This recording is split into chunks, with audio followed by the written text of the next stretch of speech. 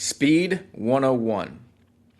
I am going to obnoxiously tell you the secret that you are likely not incorporating. If you are, you're probably not incorporating it correctly into your training program. But if you listen and take the information that I give you in this video and you do it correctly, which I will show you what to do and what to not do, I promise you this will be your secret weapon moving forward. This will make you a better athlete if you're already a good athlete. This will make you from good to great.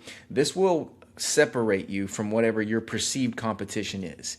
You know, the you versus you thing, this will make you the best version of you, okay?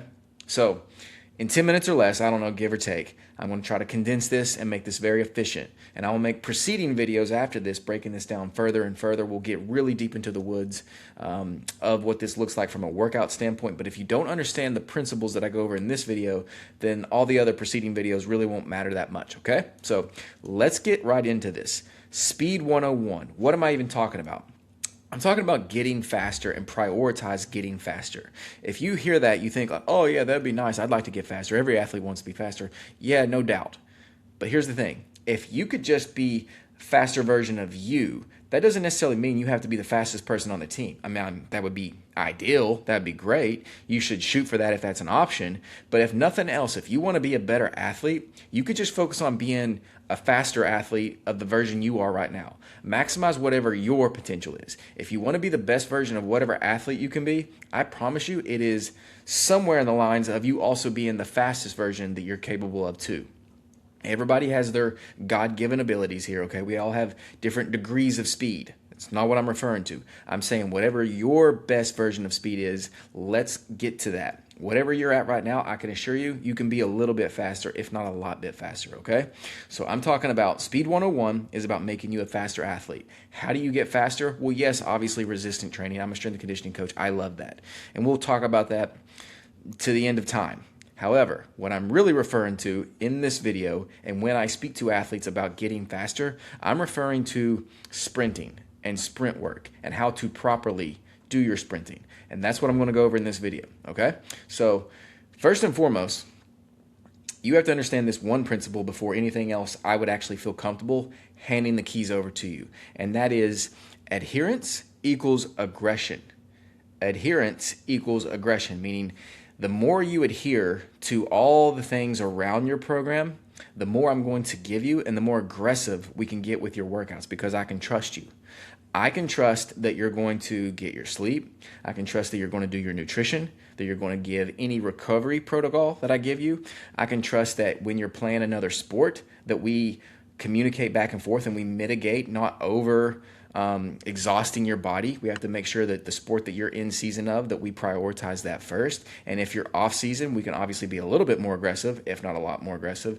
But the sport, the season, and your adherence to everything that you can do around your program, that's going to determine how aggressive I would suggest, if not make, a program for an athlete.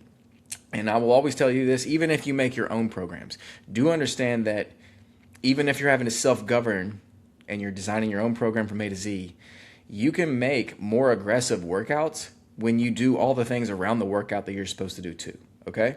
So adherence equals aggression. That's number one. Number two, let's talk about the straight line myth. Let's just debunk this now. And if you have a coach that's ever said this, God love them, send them this video. I would love to talk to them about it, and we're not going to debate because I know I'm right, but we're not going to debate, and I will break down the science behind what I'm saying.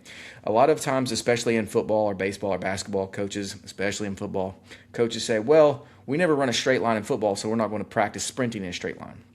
That is wrong because what you don't understand is that it's not everything you do in the off season is about doing things that exactly mimic on the field. You want a plethora of that, yes, but sprinting is the number one way you can get faster.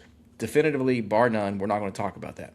The number one way you can become a faster athlete is by having a proper sprint regimen. If you improve this, you will be able to be a better jumper, broad jump, long jump, vertical jump. You'll have a greater aerobic capacity because you have to exert yourself less to go from A to B. You'll have better footwork, better hand-eye coordination, even all the way down to your cognitive function improves as an athlete when you become a faster athlete. Every facet of your athleticism improves when you become faster. So let's take about being the better athlete and let's apply that onto the field or onto the court. Would that matter then? Yes, of course it would. So stop being so analytical about this and understand that just getting faster will make you a better athlete. If you're a better athlete, we can then apply that to the field and we can apply that to things that are specifically and directly applicable on the field. Baseball, football, basketball, insert whatever sport you play, okay? So become a better athlete by being a faster athlete. Let's debunk the I never do this in the sport, so I'm not going to run a straight line and practice that in the off season. Stop that. However, let's move into the next part. I'm working pretty good here. I wonder what my time is. 5 minutes. All right, cool. I'm going to keep it to 12. There is a rule in all things in life where it's the law of diminishing returns, meaning like you can do too much of a good thing. So even though I'm a big believer in sprints, you don't need to be sprinting every day. And you also don't need to be doing what you think is a sprint, but it's not actually a sprint, such as running a 100 or 200 meter dash. Those can be great forms of conditioning, and those can also be very effective and necessary for certain, especially if you're a track athlete, but for even other certain athletic endeavors. However, that's not what I'm referring to with sprinting. Sprinting anything beyond 5 or 6 seconds, you're not really working on speed. You're not improving speed, especially a 200 meter dash. But even a 100 meter dash. I know a lot of athletes that have said, oh, I pulled a lot of hamstrings because I was doing, these repetitive amounts of 100 meter dashes in their training. You don't need to be doing any 100 meter dashes with what I'm referring to. Sprint work is condensed way less than that. We're talking 5-6 seconds or less, okay? So understand that what is perceived of max exertion isn't always sprinting and speed work. It's just max exertion. There's a difference to that, okay? In addition to that, unlike weights, unlike even endurance sports or endurance in general, you can go 2 weeks without lifting weights and you'll still be relatively as strong as you were before that 2-week period. And the same would go for endurance. However, if you let several weeks go by without doing sprint work, you will actually be a little bit slower. Speed is the one thing that if you don't use it, you will lose it quick.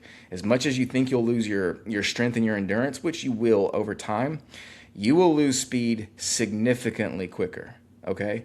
Use it, not lose it. So we want to make sure that we're doing a repetitive amount of sprinting in a condensed form, 5 to 6 seconds or less, at least a minimum of every 4 to 5 days. I recommend twice a week. We're talking 20-minute sessions, like 2 times a week, 20-minute sessions total for the workout. We're not doing anything of sprint work beyond 5 or 6 seconds, but we are improving each week. We're going to monitor progress through a periodized, just like you would periodize weights, we can periodize sprints as well, and the training blocks that go around that too. So there is a law of diminishing returns, meaning you're doing too much of a good thing. However, if you don't do enough of it, you will lose it on that way. So there's that sweet spot that we want to work towards at all times. Number 3 is you need to understand that, because you're probably thinking sprinting and health and all that.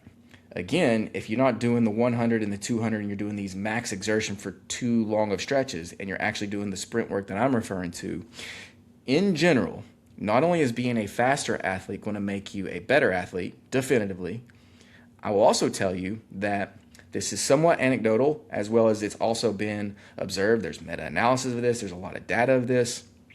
I can assure you that if you want to be a healthier athlete and you want to have a healthier team, the healthiest teams are the fastest teams. Go look at teams that are known for their quickness. They hardly ever have injuries in any sport, especially lower body injuries where we're talking about knees and ankles and such. I mean, obviously, if you break your collarbone playing in football or something like that, you land funky, that's going to happen, right? We can't really stop that. But in general, lower body leg injuries, significantly less when you actually improve your speed and you're a faster athlete or if you're a faster team, okay? It almost makes you bulletproof if you have a fast team, no lie. So faster athletes are healthier athletes. Number 1, adherence equals aggression.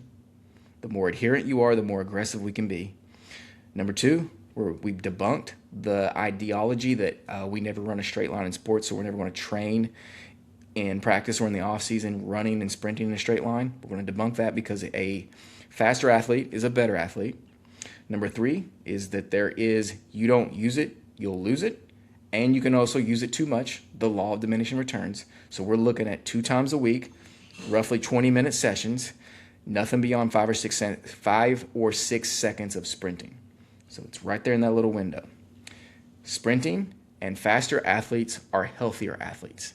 This is a great way to guarantee that, not guarantee, there's no guarantees in life. This is a great way to get you the best, closest to a guarantee of a healthier season, removing the likelihood of lower body extremities, which I honestly think is through the roof nowadays. It's crazy how many people, if you compare over the 10-year decades of the 80s and the 90s and the early 2000s, the 2010s, now we're in the 2020s, the amount of Achilles injuries, ACL injuries, ankle injuries, especially the Achilles and the knees, it's crazy. And there's a lot of different reasons for that. We're not going to get deep into that in this video.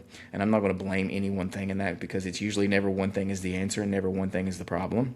It's usually a multitude of things. But of the many ingredients of things that you could bring to the table that could be a solution to this, one of those things, in a massive factor, an X factor, is getting faster.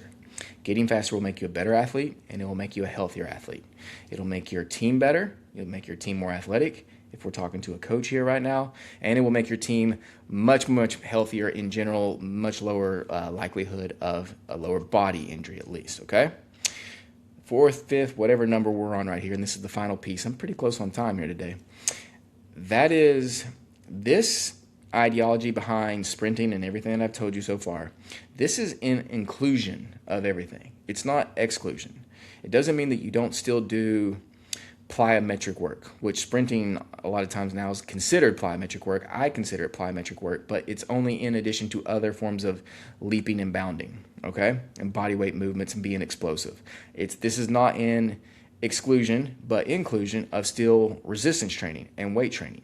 You need to be doing all three to be the best form of yourself. That's the best athlete. That's the most conditioned athlete.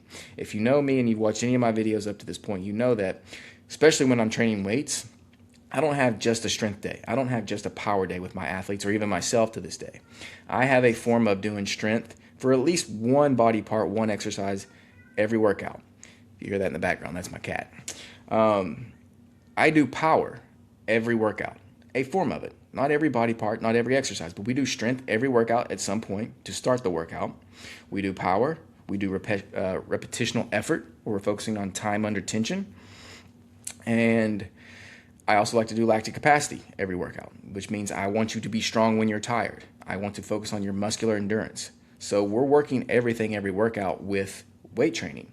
Well, if that's how my ideology is and that's how my concepts are built around with weight training, it's going to go without saying that I also believe that it's never one thing, it's the inclusion of everything. So we want to include sprint work properly, not too much, but not too little. And we want to include plyometrics, and then among all this, we want to make sure we're always including nutrition protocols, recovery protocols. I want to make sure that you're doing everything outside the weight room and off the court and off the field the way that you're supposed to. Adherence equals aggression. So I could tell you all this, and it could be terrible information for you if you don't do what you're supposed to do whenever we're not together or outside of this plan. However, if you are adherent, we can be aggressive. You can soak this up, and I promise you it will absolutely transform your athletic career, your potential, and the opportunities that come with that. I hope this message serves you well. I'm going to make a lot more videos on sprint work, on speed work. We're going to get into the details. You hear that? We're going to get into the details of the workouts. So I've told you, 2 times a week for roughly 20 minutes, nothing over 5 to 6 seconds. I'm actually going to build out training blocks of what this hypothetically could look like based off the different sports you play, the positions you play. I can bring in some case studies of some of my athletes currently. This will all make more and more sense as we go. So subscribe to the channel. I want to be an open book of knowledge here where I just transfer stuff to you, information to you that you can immediately go apply to your life, okay? Say hi to Batman. That's my cat. He's probably going to make another noise before we get off. I hope this video serves you well. I know it will if you take it and apply it properly. I will see you in the next video. Take care and God bless.